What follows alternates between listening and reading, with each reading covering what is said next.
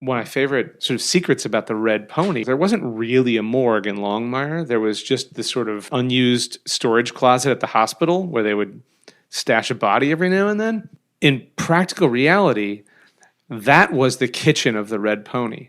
Sometimes you would see Henry in there cooking, or you'd see somebody in there, and then sometimes we would redress it a little bit and it would turn into the morgue where there was a dead body on a gurney. The health department would have a fit, but yes, the dead bodies were stored in the kitchen of the Red Pony. Baden? Cut to. Exterior. Interior. Restaurant? Bar. Club. Day. Night.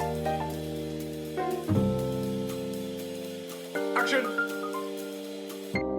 Yo ho ho and a bottle of rum.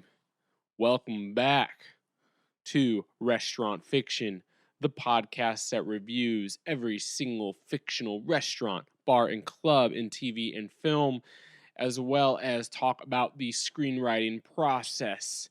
Today, we are going to be reviewing and talking about The Red Pony. It was the prominent saloon bar in the long-running show Longmire, either on A&E and then moving on to Netflix.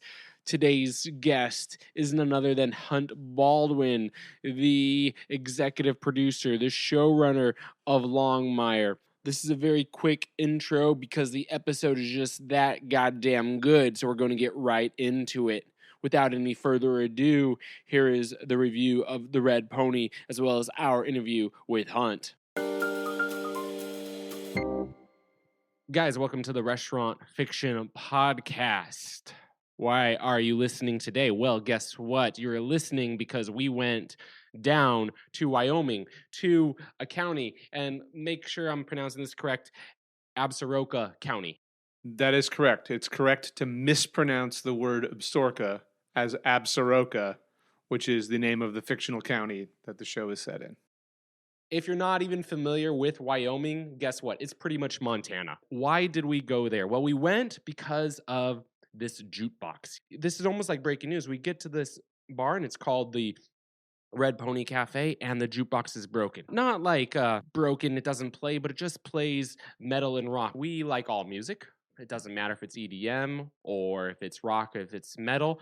I guess we were expecting more Western, more country. Anyway, we still drank at the Red Pony. We still had a good time because we wanted to seek salvation at the bottom of a whiskey glass, and that's what it's about. You're going to get your locals. You're going to get the people who want the free therapy with the bartender. You're going to get the romantic couple either on a first Tinder date or renewing their vows in the rare. You know, you might get a fight once or twice. That's just what happens in these parts of Wyoming. You're going to get the taxidermies on the wall. You're going to get the heads of elk and bison, and they're just leering at you. Where is the rest of the bodies, you ask? Well, it's in the food. It's in the charcuterie, or in these parts of the nation, it's just called jerky. And how is it made? It's just a little salt, a little thyme, and obviously the meat itself. Wild game, wild fowl, wild fish, everything is wild caught in these parts. This is not really for the vegan at all. I mean, the vegans can drink, but let's just leave it there. The bison is really minced, and it's placed on some amazing fry bread, which is pretty much called a Wyoming tostada. See the trout, because there's a lot of trout catching in these parts. Well, what was really fascinating with us is that it's a nice little fried trout skin BLT, and actually the trout skin is even crispier and saltier and even more flavorful than bacon in and of itself. So what really is the Red Pony Cafe? Well, it's not trying to win any awards. It's not going to ever be a James Beard Award or a Michelin star. Really, why is it there? It's there because whoever has ever felt that they didn't fit in actually fits in at the Red Pony, and that's why it's going to stand this test of time. All right, Hunt, what'd you think of the review? What would you add? What would you subtract of the Red Pony Cafe? You got it pretty good. The thing you failed to mention was the famous chili cheeseburger that people came from far and wide for, all the way from Denver, and at the end of season 1, a guy named Detective Fails came all the way just because he'd heard about the chili burger. The chili burger. He may have had another agenda as well, but the chili burger was is the local specialty. Have you had this chili burger? I have not, because in reality, when we were actually on set filming at the Red Pony, mostly what was available were French fries and grilled cheese sandwiches, soft foods that did not crunch and create issues for the boom microphone in the rather big cavernous space that the Red Pony is. Excellent, excellent. How important is the Red Pony to Longmire? One of the interesting things about Wyoming as a place in real life and as a place to set stories is how empty it is. It's pretty unusual in this day and age to be in a place not densely populated. It's one of the things that's great about it. You feel like you're truly alone sometimes. You go out in nature and you feel like you're actually seeing nature, not some canned version of it. The flip side of that, though, is it can get pretty empty and lonely. And I think that one of the things we love when we set out to do the show, we loved this idea of the big empty, right? That Wyoming is the big empty, and that created a kind of a mood, a different kind of environment for stories. But it also creates a problem, which is there is a lack of sociability. There's a lack of places where people naturally come together. People that are drawn to a place like Wyoming tend to be drawn there for those reasons. They like solitude. They like freedom. They like wide open spaces. They like a lack of population. But when you're telling stories and you're generating conflict and drama, you do need a place where people do come together, where they gather, where they socialize. And, I don't think there's any way we could have done this series without something like the Red Pony. How does then the Red Pony become a character in and of itself? There are two things that are really important about the Red Pony. One of them, as I mentioned, is that it's one of the only places that people come to gather. There's a real life place in Wyoming, a town called DuBois, and they've got a little bar there. And on Friday nights after the rodeo, people call it the town meeting, where people just go to the bar after the rodeo. And that's where you're going to see people. You may not see anybody for your entire week, but you're going to see everybody that one time in that one place. The second thing for our series that was really important is the Red Pony is sort of an extension of the character of Henry Standing Bear. It's the bar that he owns and runs, and it, like him, occupies this really interesting space in Absaroka County, which is kind of a DMZ between the county and the Cheyenne Reservation. He's one of those people that has a bit of a foot in both camps. He is Native himself, he is Cheyenne, and he can hang with the Cheyenne, and he's got a certain amount of credibility, but he also has pretty deep roots with some of the people in the county, with Walt Longmire in particular. And so he's able to sort of straddle that sometimes uncomfortable divide between the reservation and the white world outside. And the Red Pony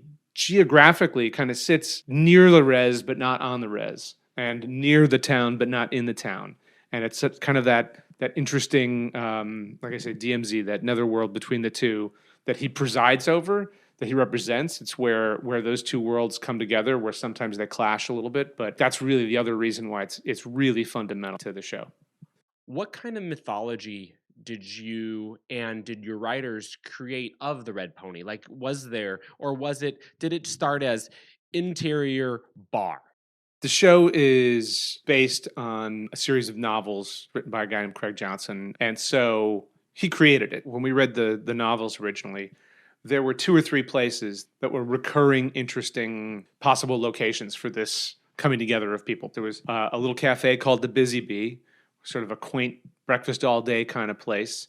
There was the Red Pony, which is Henry's bar, and then there was the sort of fancier, quieter bar at the local hotel. We knew we couldn't really build all of those places. It wasn't practical to build all those sets, and a quaint little place to get coffee and breakfast is fine, but when you're talking about murderers and biker gangs and all kinds of unsavory people, it seems like a bar is going to generate a little bit more of the energy that you're looking for in a show that's essentially a crime show. It was obvious to us that the Red Pony was the location of all of those locations that was going to be in our show. All of the mythology in our series that's there is sort of created before your eyes, so that you understand how that it's important to Henry, but you don't know where it came from, how it was created. But you do know that when he loses the bar to his old enemy, Malachi, that's a rough moment and a big motivating factor for him to start maybe transgressing and acting in gray areas, because that place is him. It's an extension of him, and he needs it back. At least in the show, you made sure that Walt had a drink. Rainier beer. What does Rainier say about Walt? And just, I mean, is it important to give a character a drink? There were certain things in the book that resonated with us. And we're like, that's a character that I want to write a show about. And, we've taken our version of Walt Longmire off in different directions, but Craig had him drinking Rainier. And to me, that was one of the things that crystallized him for me, right? This is a guy, he is drinking a beer that he started drinking a long time ago for who knows what reason, right? It was available. And at the time that Craig was first writing this book and that we were first reading this and thinking about doing the series, Rainier was almost gone. I mean, there were a couple of parts of the world where it was still there, but, so Walt hanging on to what was almost an anachronistic, almost an over brand, right? The way Pabst Blue Ribbon was years ago before the hipsters resurrected it. He was loyal to this product from the past. That said everything to me. And then obviously it became really important to us in writing the story and the pilot. So yeah, I think that the idea that, Walt drives an old Bronco, he drinks a beer that's no longer au courant. I think what's interesting, since we started making the show, and I can't draw a line of cause and effect, but Rainier is everywhere now, in Wyoming at least. You can't go into the general store there and not find they usually drink tall boys, the big 16-ounces, but it's all over the place now. It's a resurgent brand. I've studied a little bit on these baby boomer beers, like Schlitz, Old Milwaukee. I collected beer cans when I was young, so the baby boomers were the staples of my collection. The weirdest habit for a kid, right? To go out and not just pick up garbage and put it in your garage, but alcohol. It was strange.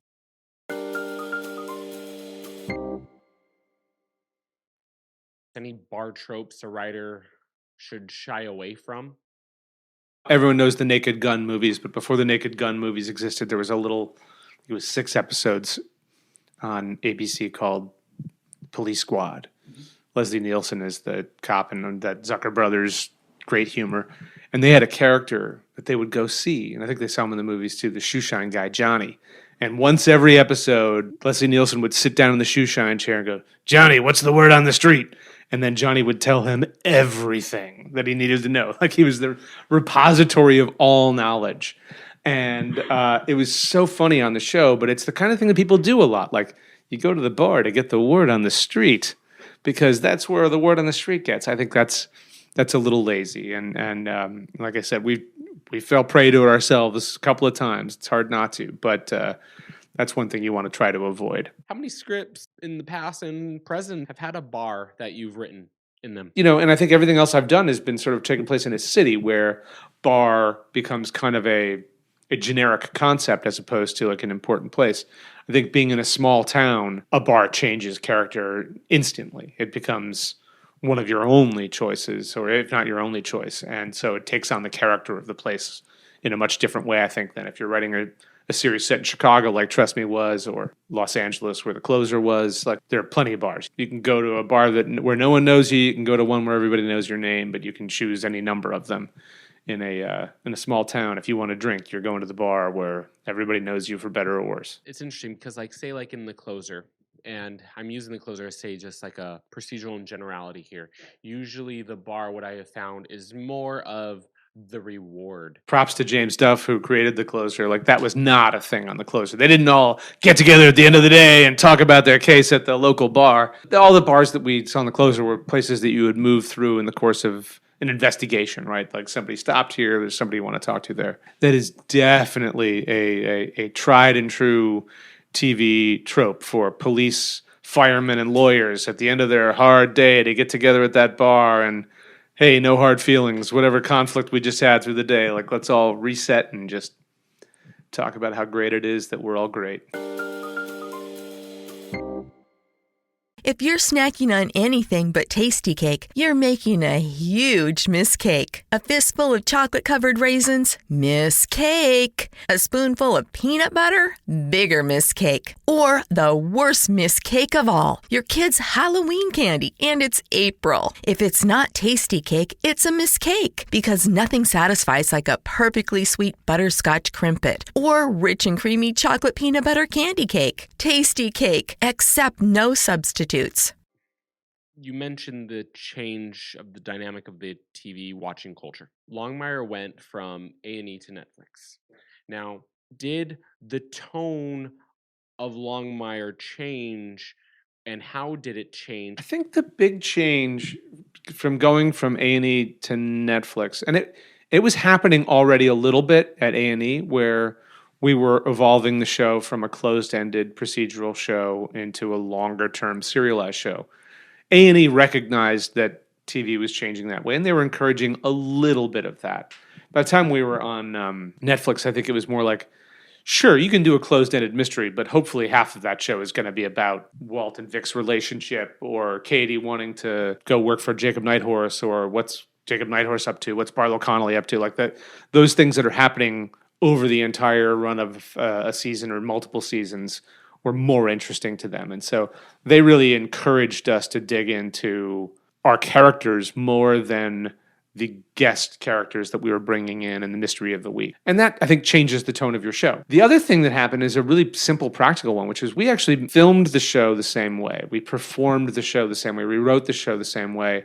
But when it came time to edit the show, you didn't have to cut to commercials, and you didn't have to cut it down to 43 minutes. And so our shows, if you look at the Netflix episodes, they start running into the 50 minutes, an hour plus, whatever the story required. You could, a scene that wanted to breathe, and you wanted to linger on someone's face for a long time and watch them process what's happening to them. We could do that in a different way than we could when we were on ad-supported television. And that changes the pace, which in turn changes the tone. So I think that one of the great gifts of being on streaming service or on premium cable, you don't have to change the rhythm of your story to meet commercial breaks or anything like that. The challenge is that you can get self-indulgent and you can forget to be efficient and crisp in your storytelling. The previous question you mentioned, like change in the TV landscapes, change in the length of the episode, a lot of change. Well, for you personally, how has your storytelling style changed throughout the years? Part of our approach to storytelling changed in response to what the rest of the world wanted. Part of it, though, I think was really actually informed by this show, making this show with these people where, when we were developing Longmire and when we were shooting the first seasons, the landscape was really, really filled with dark, anti-hero, depraved kind of stuff. Shows I love to watch. But it was interesting to work on a show where most of your characters were basically good and loving people that all cared about each other, not people who hated each other and were at war with each other. And the realization that you could still tell interesting, dramatic, conflict-filled stories with people who were decent and wanted to do the right thing and liked each other was weirdly a little bit of a revelation. I think making an interesting story about somebody good is a really interesting challenge, and one that I enjoy thinking about and spending time on much more than I like to think about how can these people torture each other? How can this person, what's the cruelest thing I can imagine? How could I put that in this? And again, that's not the same as what I watch. I watch everything. I love shows that are like that. But for me, working on Longmire was this sort of revelation that I could write about people that I liked more. So what you're saying is they can be good women, good men, and still have a gray area. Well, I think that, a great example of this is one of the big conflicts in Longmire was between Jacob Nighthorse and Walt Longmire. He's always at odds with Walt, and Walt's the guy we know so well. We know what's in his mind and in his heart, and so we know he's a good guy. Well, the more you talk to Jacob Nighthorse, the more you see scenes with him. He's maybe cutting some ethical corners here and there, but his heart is kind of in the right place. He's just got a different agenda. He's trying to help a different group of people, and they've got a different challenge. And so if he has to fuck over the white man to do it, so be it. Realizing that the conflict between Walt and Jacob was way more interesting when it wasn't between good and evil, but between competing definitions of good. It's an obvious thing when you watch a superhero movie. The best villains think they're doing something helpful for humanity, right? They're not just trying to dominate the world for their own evil purposes. But even better than that is somebody who might be right. They might be helping, and your guy might be wrong, however good his intentions are. When I compare that to my experience in life, I don't know many people that set out to be assholes. It happens sometimes. It happens more often than we would like, but they usually have a different story that they tell themselves, and often a pretty good one. Sometimes you find out like late in the game, like, oh, I'm the asshole. I didn't realize it. And I think that's a more human story and a more interesting story than good versus evil. What advice would you give a smart, driven, emerging writer now? I love this question because everyone gives the same advice to writers. What I used to say was write. Oftentimes, more energy goes into pitching and meeting and talking than actually writing. And so I used to say, write. Make sure you don't stop writing because that's actually the value that you're adding to this economy, right? Everyone can talk, not everyone can write. That's still true, but over time I've come to believe actually maybe the more important thing is read and not just other scripts. I think a lot of writers in the television and film business go to school on television and film. They read scripts, they watch television, and that's great, that's helpful. But sometimes you end up with a worldview that is sort of circular, right? You learn from television and movies, and then you write things that sound like they came from a TV show or a movie, not from some other place. And they end up feeling like something you've seen before. I think if you read more voraciously fiction, nonfiction books, you actually get a broader experience of language and storytelling than you do by just doing the Hollywood thing and watching and reading scripts. What about advice an emerging writer should ignore? I honestly think almost all advice is good advice. It's all interesting. It makes you think. If you get advice that sounds terrible to you, it probably is bad for you, but it's interesting to engage that idea and think about it. It's a little bit like getting notes on a script, right? Like, someone will give you a note in a script and you're like, what? That's stupid. I hate that note. But if you actually stop and think, usually there's something really interesting. There's a way to make your script better from listening to that note. Even if you don't agree with it or believe it, you're like, okay, something didn't work. And they tried to identify it. I think what they identified is garbage. I don't think that character needs to be likable. But something didn't work for them there. Let me think about that scene again. So I think bad advice is useful advice. The one thing I will say that drives me a little crazy, ultimate truism that everyone tells writers, write what you know. I'm getting a little tired of that. I actually think that suggests you can't learn deeply about something that's interesting to you. And I don't know why you'd be a writer if for any other reason than you want to just spend time learning and thinking about things that are interesting to you. And so if all I could write was what I knew and write my own experience, I don't think anybody would want to see that movie. A kid growing up in a well-to-do suburb in the Chicago, north of Chicago. I don't think that's a great story. And John Hughes already did that. But yeah, that's exactly where I grew up, in the world of John Hughes. People ask me where I grew up. I said, did you see Ordinary People? Yeah, that's my high school. My friend Bill had Timothy Hutton's Locker.